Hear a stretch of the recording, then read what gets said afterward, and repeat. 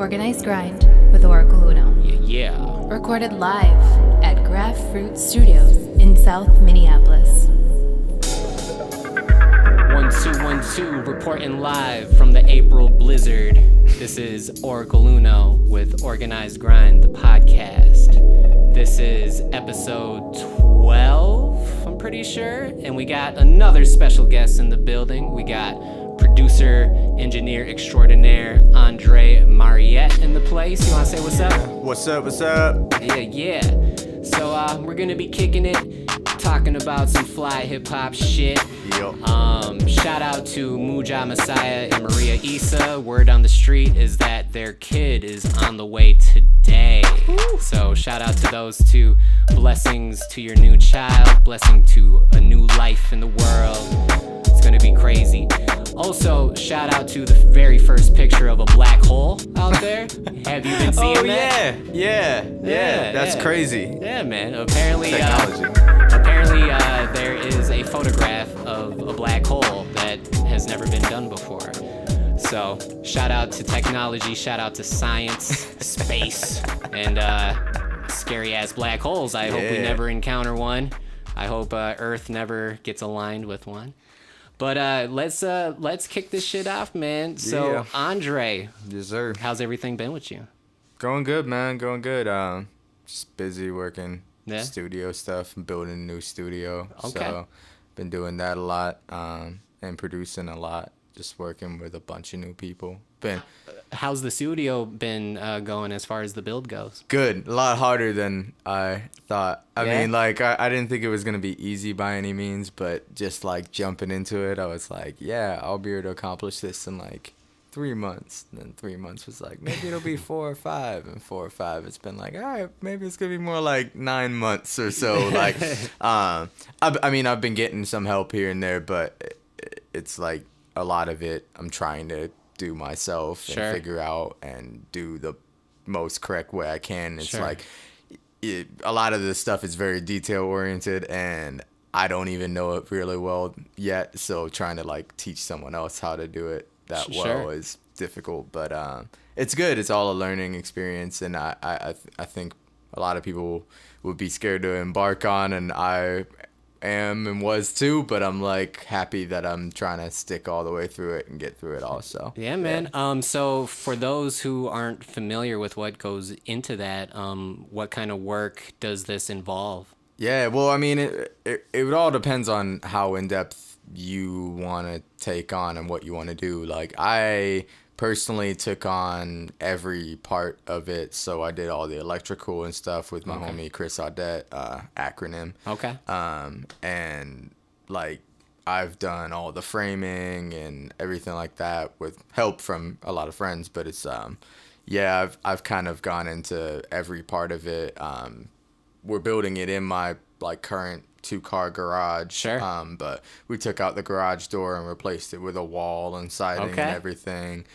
We're building a room within a room. And yeah, I mean, you could do it as in depth or as least in depth as you wanted. You could just kind of set up in that space, but Sure. I wanted to really focus on none of the sound getting in or out. Sure. And having it to where it's the correct dimensions, the right ratios to give you a good sound to start with, and Yeah. then can build on that. So is that like, are you doing a lot of like concrete work or like woodwork, or like what kind of crafting Yeah. is going into this? A lot of woodwork. I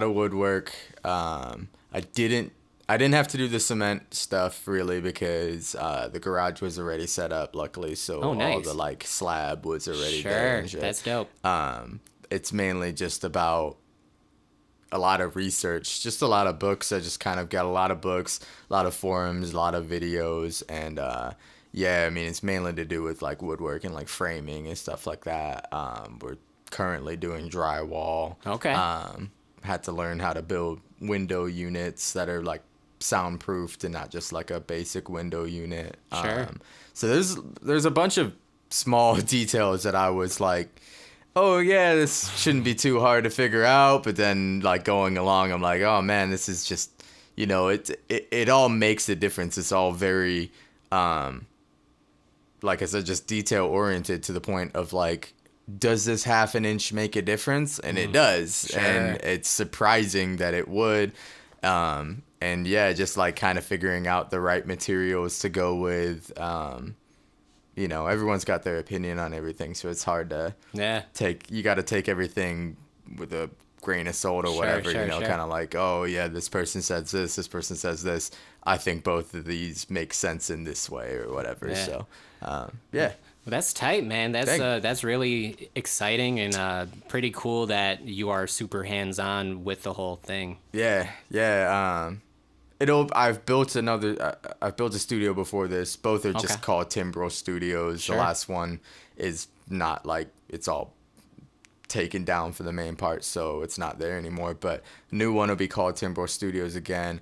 And when we built it the first time, though, we had someone that was like, did a lot of the math and a lot of the figuring out of planning and everything that I didn't realize was kind of going into it. So we were kind of just like worker bee kind of mode last time, where it's like, oh yeah, these are your tasks for the day. And on this one, it's been a lot more of like planning everything out and figuring out what steps in which way I have to do everything. And I did it all legit, like by going through the city and getting everything permitted and having inspectors out and everything like that. Because at the end of the day, I want it to be a complete legal operation that like is good and safe and well constructed and everything like that. And the cool part about it really was like I expected the city to be a lot more like, I thought they butt heads a lot more on the ideas of what I wanted to do and how I wanted to do it. And I've came to find that a lot of the city inspectors and the people that like work at those offices are really cool ass people, and they like really were willing to help in a lot of regards of telling me better ways to do stuff. And my inspectors both had like had already checked out like studios that people had built before and were like telling me cool ways to do stuff, and like were like happy with the studio I was building and thought it looked really good. I was like, yeah, it's really tight. So that's dope, man. Yeah, that's super cool. Yeah. Well, hey, why don't we get into tell us about your very first experience with hip hop? Damn. First experience with hip hop. Man, well, I lived in San Diego, California for like 6 years, and I think that'd probably be like my first kind of experiences with hip hop. Okay. Is that where you came from then? No, I was born in England. Oh wow. Yeah. So shit. I'm a British dude technically. Wow. Yeah, but I think Minnesota was the first place I lived in the U.S. Okay. Actually, but I lived in St. Peters, Minnesota. Sure. So real small town. And then I lived in San Diego for like 6 years, and then Columbia, Missouri for about 5-6 years. Okay. And then I've lived here for the last like 6 years. Wow. So I've moved around a whole bunch. But yeah, I think the first place I really like listened or got into any hip hop was probably California. So I listened to like Tupac and like 213 and stuff like that. Yeah, man. And old Eminem too. Eminem was probably one of the first few people. And then around that time too, I got into Atmosphere a lot. Okay. And so it's like moving out here was a cool thing, with it being his state and everything like that. And, but yeah, that I would say the reason why I started rapping was because of listening to Atmosphere. But I listened to rap for like years before that and just kind of was a fan, before I ever thought, I should start trying to do this too. Yeah. So let's rewind just a little bit. How old were you when you made the move over here to the United States? I was like 8 or 9. Okay. So, and was that because of your parents or? Yeah. Well, so my parents are both first generation Africans. They're from Malawi, Africa. Okay. And they moved to England, and I was born there. And whenever they separated, my mom met my stepdad, and they moved to the U.S. Sure. And basically, it was kind of just like I would come over for visits all the time. Mm-hmm. And then on one of the visits, I guess me and my brother just decided that we wanted to stay longer and see how it was over here too. And then that just stay turned into like a longer stay, and and I'm here still. Okay, yeah, man, yeah. And so, all right, so then you moved to San Diego first? That was the first U.S. state, or did you move to the No. small town first up here?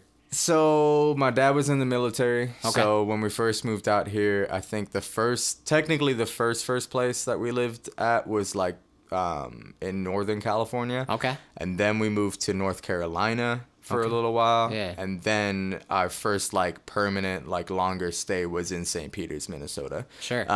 So that was like my first experience in actual like staying at one spot and going to school and everything like that was in St. Peters, Minnesota. Sure. Yeah. So with listening to Atmosphere for the first time, how did you get exposed to their music? Funny enough, I think I found this was back in the day when people would actually go to like Best Buy and stuff like that to pick out CDs, and I actually picked out Seven's Travels randomly. Wow. Okay. So Yeah. that was the first album of theirs that you had heard. Yeah, Okay. and no one told me about Atmosphere. Like, none of my friends listened to Atmosphere or anything like that. Yeah. I don't even know what compelled me to buy that album. I just remember going into Best Buy, and I remember seeing it and thought either the album cover was really cool or it sounded like something really cool or something resonated with me in it that I just picked it up and I just got it randomly. Wow. And then it became one of my favorite artists for the next 6-7 years after that. So That's crazy. The really cool thing about them and rhymesayers in general, when I first got exposed to them here, I was born in St. Paul, but just kind of knowing that like these guys were in my town and doing their damn thing, and then they had a whole crew of people in my town doing their damn thing was super inspiring, and was just like, yo, if these guys can do it, it kind of makes me feel like I can do it too. Right.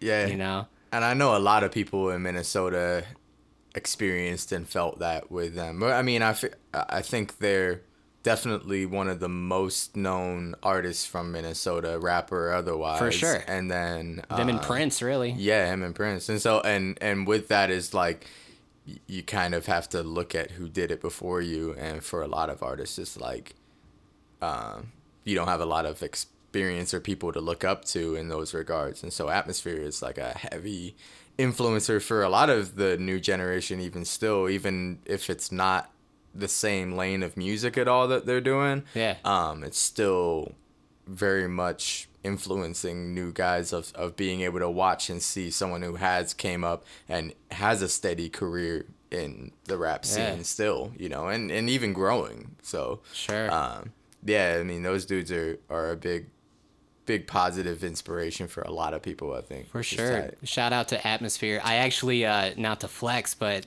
I just got the follow from Slug 2 days ago on Twitter. And I was like, holy shit. Like, Atmosphere is following you. I was like, oh, fuck. Yep. So shout out to Atmosphere, man. But so let's take it back to you now. So you're a producer. Yep. You record people. Yep. I've also heard that you've also rapped. What came first?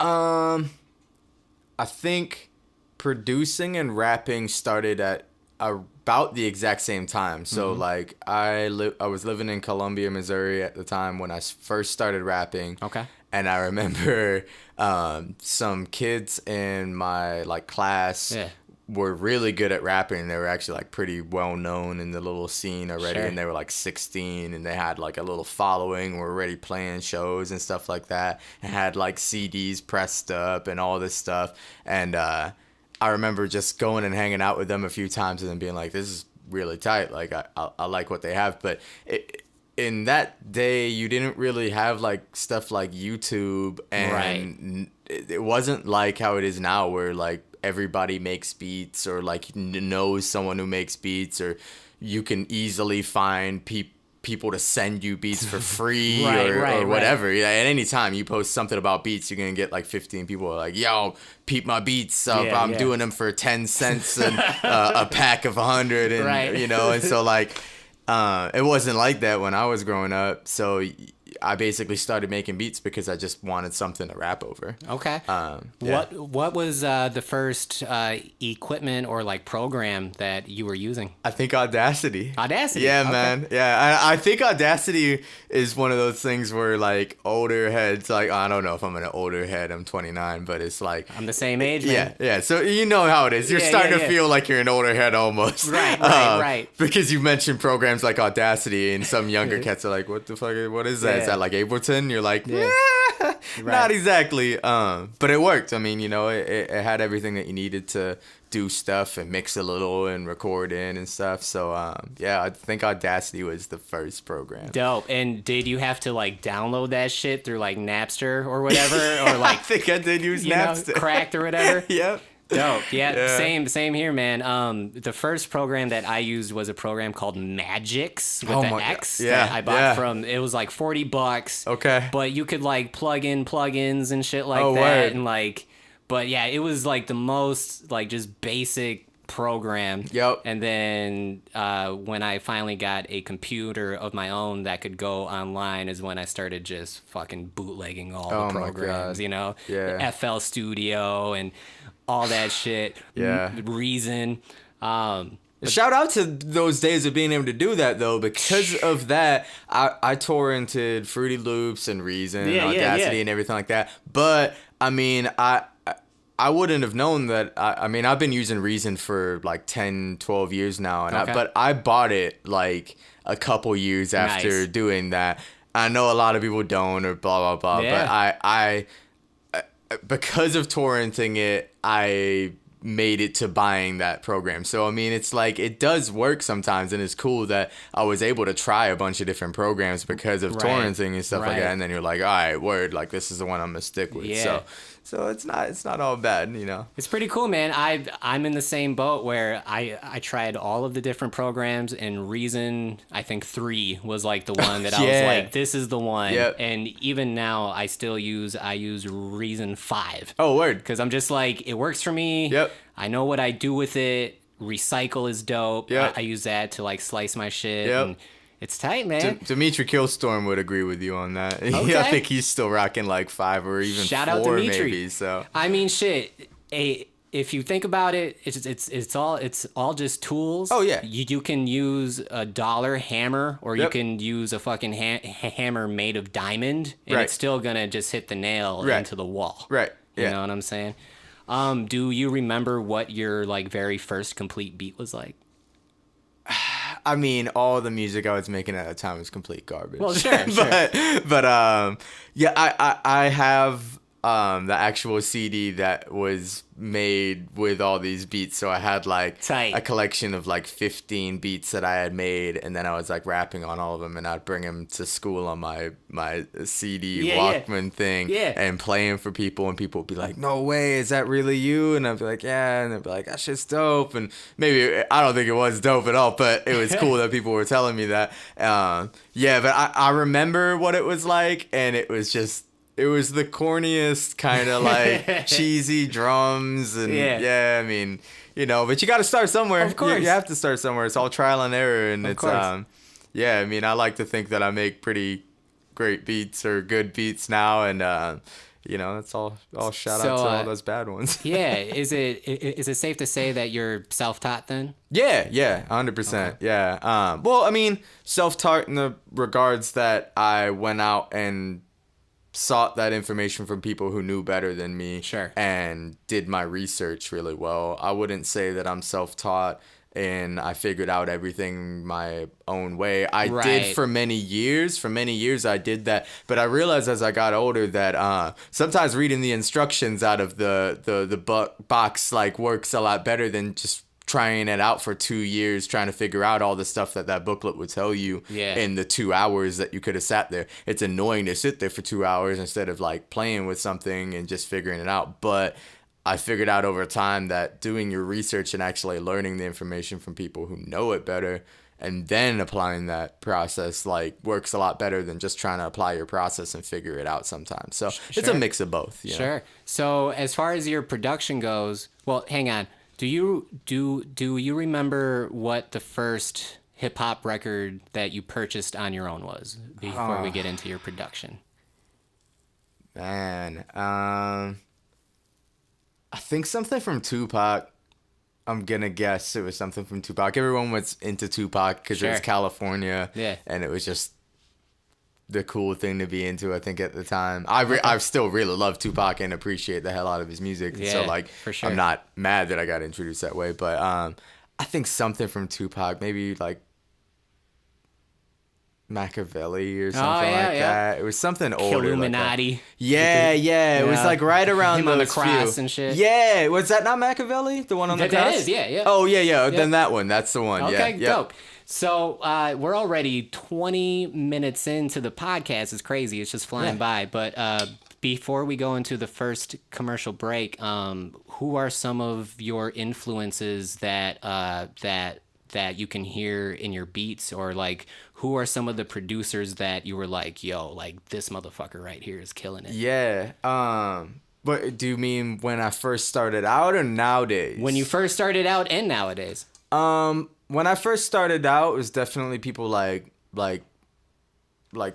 Outkast and stuff like that. Okay. Those type of beats. Yeah. Definitely like Tupac and like Dr. Dre and everything like that. So like the like G-funk sound. Yeah, that like West Coast G-funk kind of feel. Synths and bass. Yeah, that stuff was just, I don't know, it's super soulful. Now that I've gotten older, I have a better understanding for what went into making all of that, and I can't tell if it makes it better or like a little less like wow factor for me, just based off of like how much looping was going on. But then it wasn't even loops of those records. It was like reconstructing everything and interpolating it. Yeah, that's the word. Yeah. And so it makes it like more impressive and like, I don't know, like I said, it's like I have a very battled thing of that. So definitely like those kind of people, and then definitely like Exile, like with like Blue and Exile and stuff. Yeah. And then early Atmosphere too, with like all of those things were very like loop heavy, right? And like very old soul samples with like stuff, just like drums and some stuff over it. And that was a lot of my focus when I first started. Nowadays, I tend to go a little bit more experimental with like who I'm listening to. So I really love this dude FKJ, French Kiwi Juice. Okay. And he plays like everything in his stuff, but it all sounds like it could be sampled or something like that. This dude Monty Booker, who works with like Smino and like No Name and stuff like that. Okay. And his stuff is just the most creative, pretty much beat making that I've ever heard. So yeah, there's people out there right now that like I hear their beat making, and I definitely get a lot of influence from like those people. Sure. Well, dope, man. Hey, let's go into the first commercial break. We are here with Andre Mariette. Am I saying that right? Mariette. Yeah, Mariette. Okay, cool. Here with Andre Mariette on Organized Grind, the podcast. We will be right back. Hey, what's up, world? This is Oracle Uno checking in to let you know that I just released a brand new EP entitled Speech Therapy. It's entirely self-produced. I made every single beat. I wrote every single lyric. I recorded it, mixed it, and mastered it. And you can now get it at oracleuno.com. That's ORIKALUNO.com. Thank you for listening.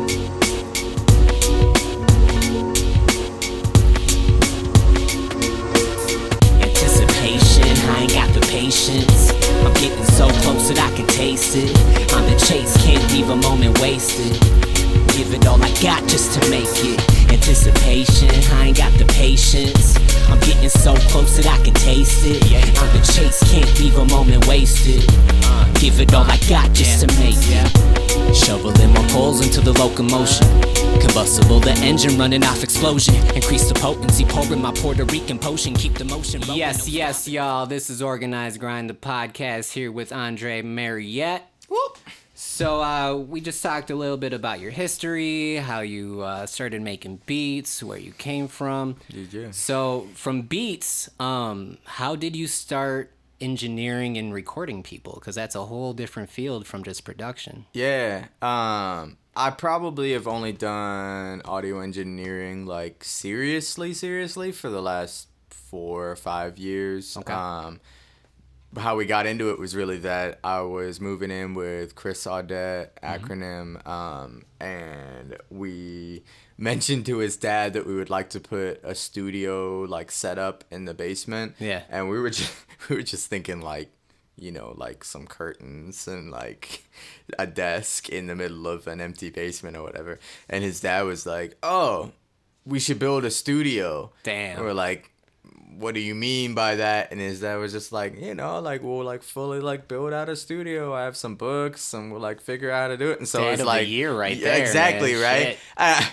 And I think his dad was kind of like bored and wanted like an activity at the time. Maybe maybe it's Sure. just like being he is a super cool dude. Jack is his name. He's a super Shout out Jack. yeah. But he, I think he kind of wanted like a task or activity because it was a lot more than we were anticipating or thinking of taking on. And it took us like 8-9 months even still with the three of us trying to work at it and do it all. Yeah. But yeah, that was kind of right at our step in of it. So we had built this whole studio space for doing stuff, which originally we just kind of, wanted to have a spot to record and like do stuff a bit better than we were doing at the moment. Yeah. And it turned into like a really nice recording booth and recording mixing room and stuff like that. And it was like, well, we have all this equipment and stuff like that. Like maybe we should try to actually do something out of Yeah. it. And I'm kind of like one of these people who like, I really love learning. I enjoy it a lot. So a lot of people would see like the task of figuring out audio engineering and learning all these different plugins and compressors and equalizers and all Yeah. this stuff as a large task. And for me, I always saw it as like, damn, that's cool. Like I'm going to be able to learn a whole new craft. Yeah. So yeah, that was kind of it. It like did it backwards basically of like, oh, you're going to get a nice studio. And then it was like, oh, well, I might as well audio engineer if I have this nice studio. So yeah, that was really where I delved into it. And then over time it became a thing where it was like, oh, I can, I have a lot of people trying to work and do Sure. stuff. Yeah. And a lot of people could tell that I cared a lot about the craft. It was a lot less for me about turn and burn type of product of like, yo, give me $50 and I'm gonna have your record back. It was more like, yeah, you're gonna have to pay for the time I put into it, but I'm gonna Right. care about this record as much as you care about it, and we're gonna both vibe on that. And so I have a lot of repeat clientele that's super dope, like Dimitri Killstorm, Okay. Tony the Scribe, Mayada. I have a K Radio. There's a good like list of people who are all really good ass people that I love working with. And I really just got kind of blessed into a job that I genuinely freaking love Right. audio engineering. Like Right. I love the process of recording people. I love the process of getting something that doesn't sound that polished and it's kind of dirty and cleaning up all that stuff and making it to where it's like a digestible thing. Yeah. That whole process is exciting to me. I don't expect it to be exciting to everyone, but Right. like to me, it's really like amped me up over the years of like, damn, that stuff is tight. So like even like the record that you were playing, the first thing that I heard was all the stacks and the layers that you have in there on Sure. your hook. Yeah. And I'm like, damn, I love that. I love thanks, the man. sound of that, how spacious it is with the reverb and stuff like that, Yeah. how it's panned out in my headphones. I'm Sure. like, I appreciate all that Dope. stuff straight away. So Thank it's you, tight. man. Yeah, of course. Appreciate of course, that, of course. man. That means a lot from you. Yeah. So you've mentioned Ackronem. Yeah. Excuse my stutter. I do have a stutter, as those may know. But you've mentioned him a couple times. Yeah. How did you guys meet?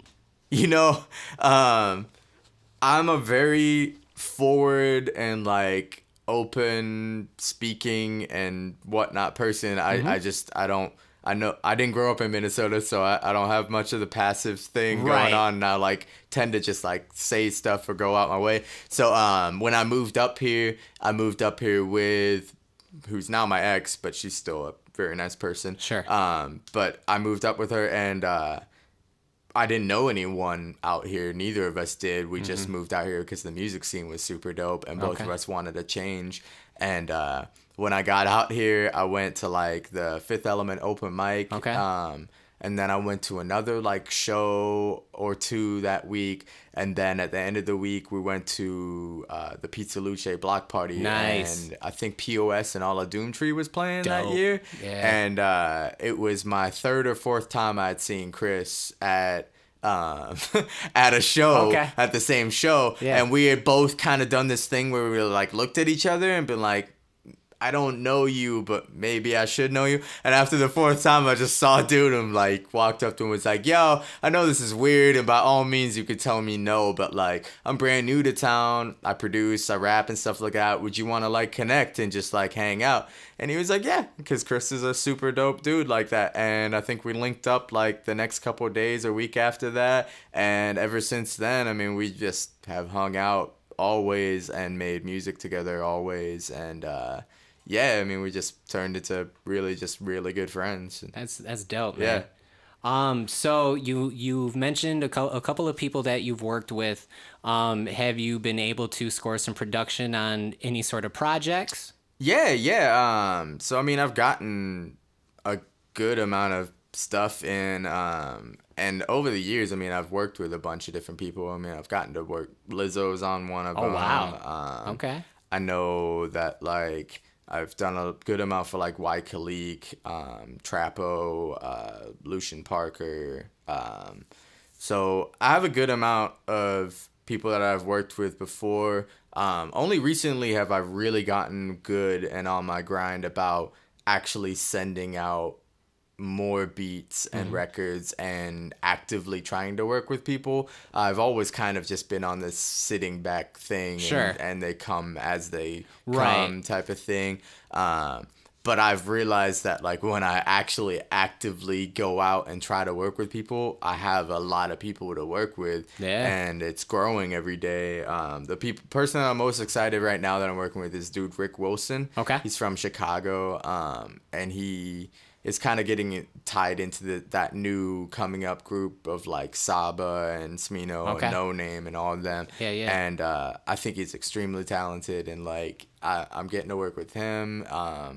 And yeah, there's always just the kind of like bigger names that are coming into the works that I have stuff with, and we'll kind of see how it goes.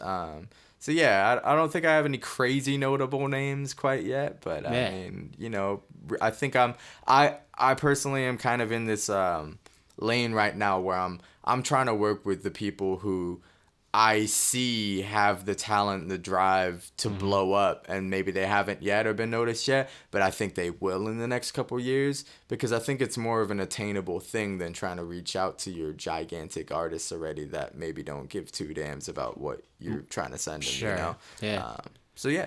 Yeah, so if someone would like to contact you or check out your beats or work with you, what's the best way that they can do that? Is it more of a come by the studio and check out the beats in person, or do you have like a website that might have some beats, or what's your process of connecting with artists? Really, I think like online, like even like Twitter is probably the easiest place if you don't have like my personal contact info. I think Twitter is probably the easiest place because I will respond to everyone, and you can always like direct message me or whatever. Sure. What's the @ name? The @ name is Mariette Music, so Mariette Mariette, and then music. Okay. And that's pretty much for everything, Instagram, Facebook, and everything like that. Yeah, people can always hit me up. I am more picky nowadays than I was before. It's Sure. a lot less for me about trying to sell beats or like or get beats under just everybody than it is working with people who I really see their music going places and their drive and their business mindset going places, Sure. and wanting to create and craft with those people. Not to say that I won't like respond or like talk to you or tell you why, or even just like be like maybe it's not a good fit. I have a good amount of people that hit me up and are like, yo, send me beats, and I'm just like, I don't think our two styles would sit well together, Sure. or like maybe your music isn't kind of what I'm trying to back, but you know, I mean, it's just like a thought process of like you shouldn't collab with everybody, even the people who you think are their music's super dope and your music's super dope. Maybe you just don't mesh well in like a creative space of like making stuff together. You can both appreciate each other's art from a distance and whatnot. But yeah, I'm always open to people hitting me up. I love hearing new talent and new people. Being able to work with more people is what I'm really focused on. So dope. Yeah, and it's always kind of wild too to kind of see like sometimes someone will hit you up for beats or something like that, and you might not mesh, but then like 5 years will pass. Oh yeah, and it'll be like, holy shit! Yeah, like, what happened to you? Yeah. Like, you know, like this is 100%. not the same person that hit me up 5 years ago. Like 100%. You're on some whole other shit. Like wow. But yeah, we're gonna get into the second commercial break here. Do you have any plans for 2019? I'm just working with more people basically. That's my only real plans, is getting the studio done, returning back to doing more audio engineering and projects for people. I have a few different things that are like coming out with people. I know Dimitri Killstorm's album's coming out soon. I helped engineer that whole thing. Nice. And that has a bunch of names on it, so I know that one's gonna be pretty tight. Coming out. And for me, I'm just releasing a beat every single month. Keep consistency. Nice. Maybe I'll throw out a beat tape or something like that. I'm working with a bunch of different artists, so like Rick Wilson. I know I'm working with Pilot Johnny on maybe a whole project. We're trying to figure that whole thing out. Yeah. Working with this dude RZ Woke on Twitter would be his Twitter handle thing. Sure. I'm really trying to find new artists that are super talented, that are inspiring, and really work on building with them. I'm happy to work with bigger artists that are big already, but I'm really focused on trying to help maybe a bit younger cats and people that are just really focused on working on their craft and are willing to be open to new stuff and kind of build on that, you know? Dope. So cool, man. Well, yeah, we'll get into the second commercial break here, and then we'll have a little bit of fun. It's a new segment called the Lightning Gauntlet, which is just random ass questions. So I'll ask you 3 questions, and we'll have some fun. We'll do some final shout outs, and then you brought a beat along today, right, to check out? Yeah. Okay, cool. Second commercial break. This is Organized Grind, the podcast. Oracle Uno, Andre Mariette. We'll be right back. Yo. Representing the Midwest, this is Truth Maze. Yes, y'all. Check out the new EP. It's entitled The Holy Bible. You can find it on Spotify and Apple Music and elsewhere. Red Pill Music, baby. They don't wanna see you in your raw style, see you in your stance when you're doing your own fucking dance. No, they don't wanna see you in the space, big grip on your face while the music straight's banging in the place. Now they don't wanna see you in your raw style, see you in your stance while you're doing your own fucking dance. No, they don't wanna see you in the space, big grip on your face while the music straight banging in the place. They don't wanna see the top cream rising on what I mean. Run a scheme when the power ain't really about the green. The stereotype precise as laser beams. Got the mind stuck on only what's seen, when truly it's the free mind keeping shit cracking. They be acting, but without us ain't a damn thing happening. The parallel, not knowing it's all about. Yeah. Organized Grind, the podcast, here with super producer engineer Andre Mariette. What up? So let's go ahead and get into this lightning gauntlet, man. Random ass questions. We're gonna do 3 of them. So here goes the first one. Let's see here. In your opinion, what is the best book title ever conceived? The best book title? Man. Yeah, that's a rough one. That is a rough one. I don't even read books that often, as horrible as that sounds. Makes fuck it sound that dumb. question. We're going to do a different first question. If you came with a guarantee, like so many products do, what could you honestly guarantee about yourself? Guarantee I'm going to try harder than most people. Or really, yeah. Okay. Question number 2. If you could have been the one who discovered any now famous person, athlete, author, movie star, singer, etc., MCs, producers, DJs, whom would you have wanted to discover before anyone else had even heard of the individual? Man, I love how random these questions are. That one was on point, too. Yeah, I like that is. Who would I have loved to have discovered? Before anyone. Man, I don't know, like Usher. I know the dude who like discovered Usher. Okay. Like he's a really well suited like manager and like in the music game. So maybe like Usher. Usher. Oh, Yeah. okay. All right. And the last one.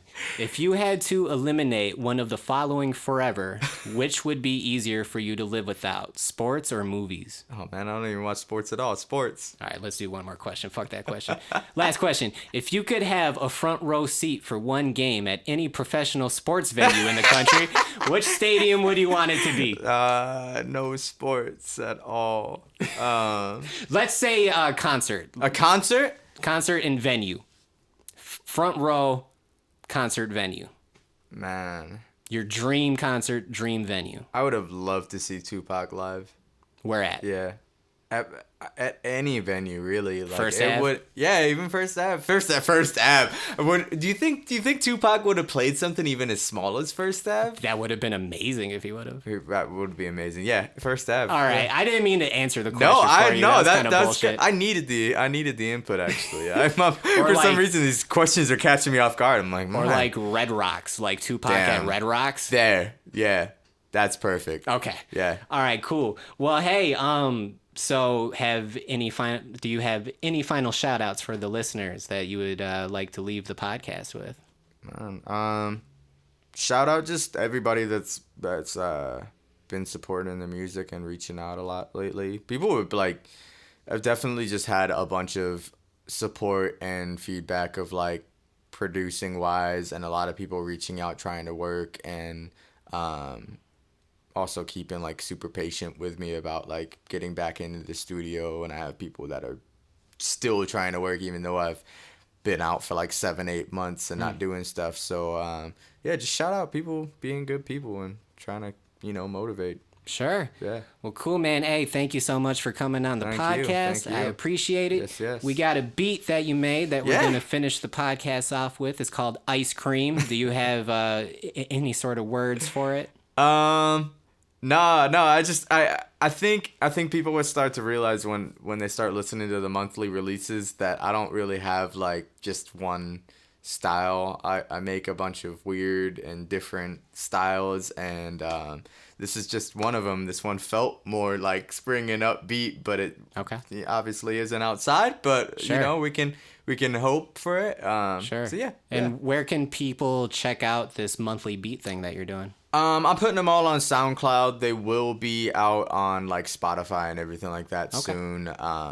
But yeah, SoundCloud will be the easiest place to Okay. really find them. And right now. you search what on SoundCloud to find you? Andre Mariette. Yeah, if you type in Andre Mariette, Andre, and then Mariette, Mariette. If you type in that, I'm like one of the 2-3 people in the world named that really somehow. I'm sure there's more people, but at least online wise, yeah, I'm pretty easy to find. So if you type in that, you'll be able to find everything just through Twitter or Facebook, and also just going to SoundCloud itself. I have all my beats posted there. Word up. Well, hey, man, we got Andre Mariette Ice Cream coming up. Yeah. I'm Oracle Uno. This has been Organized Grind, the podcast. As always, peace and love. Organized Grind with Oracle Uno. Recorded live at Graph Fruit Studios in South Minneapolis.